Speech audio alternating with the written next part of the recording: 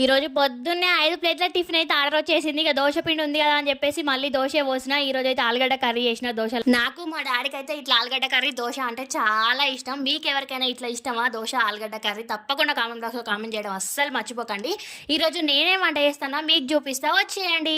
ఇక్కడనైతే సరిపప్పు, టమాటా, బెండకాయ పులుసు అండి, కొత్త చింతకాయల చారు చాలా బాగుంటుంది. ఇక్కడనైతే రెండు ఒకటేసారి పోపు పెట్టేస్తానా. ఈ ఎండాకాలం పోయే వరకు ఉన్నదండి గ్యాస్ దగ్గర మంటలు వేస్తుంది ఘోరంగా. అందుకని చెప్పేసి ఇక పొద్దున్నే టకటక వంట పని కూడా స్టార్ట్ చేసిన. బియ్యం లాస్ట్కి పెడదాం వేడిగా ఉంటుందని చెప్పేసి ఇవైతే ఫస్ట్ అయితే అవి వేసేసిన. ఇక బియ్యం కూడా నానబెట్టి పక్కకు పెట్టేసుకున్నా. చాలా మంది అడుగుతారు అక్క టిఫిన్ ఈ ప్లేట్కి ఎంత అని. 35 రూపీస్ తీసుకుంటానండి. చపాతీలు అయితే 2 ఇస్తాను ప్లేట్కు. ఇక వాళ్ళు 2 ప్లేట్లు తింటారు, పని చేసేటోళ్ళు కదండి, వాళ్ళు ఎక్కువనే తింటారు. అందుకని చెప్పేసి ఇక 2 ప్లేట్లు తీసుకుంటారు. అందుకే 4 చపాతీలు అయితే ప్యాక్ చేస్తాను. అందుకనే చాలా మంది కామెంట్ చేస్తారు అక్క ఎన్ని పెడతారు, ఎంత రేట్ అని. అందుకే ఈ వీడియోలో అయితే క్లారిటీ ఇచ్చేసిన. మీరైతే వీడియోని చూసి అలానే వెళ్ళకండి, ఒక లైక్ చేసి వెళ్ళండి. మన